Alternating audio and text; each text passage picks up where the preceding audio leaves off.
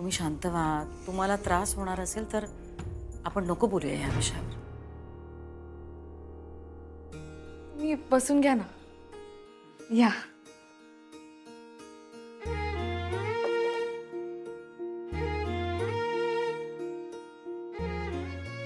घ्या ना बाबा ते पण. मॅडम तुम्ही घ्या. यांना बाबा आणि मला मॅडम. आई म्हण. हे घे चहा घे. बैस. Thank you madam. थँक्यू आई.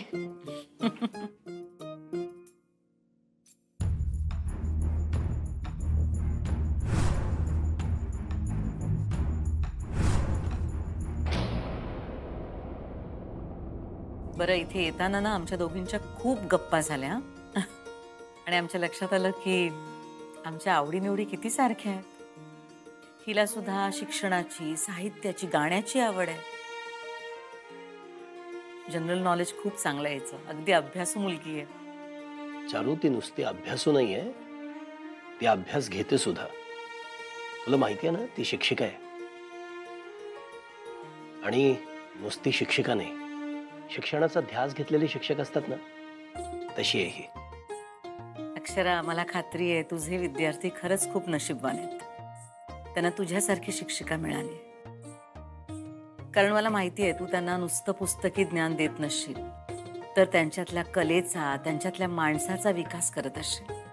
खरं सांगू अक्षरा, या घराला तुझ्यासारखी सून मिळाली आहे याचा मला खूप आनंद झालाय. नुसती अभ्यासू नाहीये, अभ्यास घेते सुद्धा ती. आणि चारू, आपल्या घरात सुद्धा तिने शाळा सुरू केली आहे बरं का. म्हणजे त्या भुवनेश्वरीनं अधिपतीचं शिक्षण तोडलं होतं ना. मी तुला सांगितलं होतं ना, भुवनेश्वरीनं आपल्या अधिपतीला निरक्षर ठेवलं होतं. अक्षरानं त्याला पुन्हा शिकवायला सुरुवात केली. त्याच्यात शिक्षणाची गोडी तयार केली.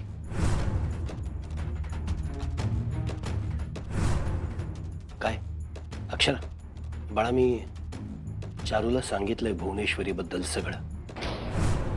जे झालं ते झालं. पण अक्षरा, तू अधिपतीचं शिक्षण सुरू केलंस हे खरंच खूप चांगलं केलंस. आता ते पूर्ण कसं होईल याच्याकडे आपण लक्ष देऊया.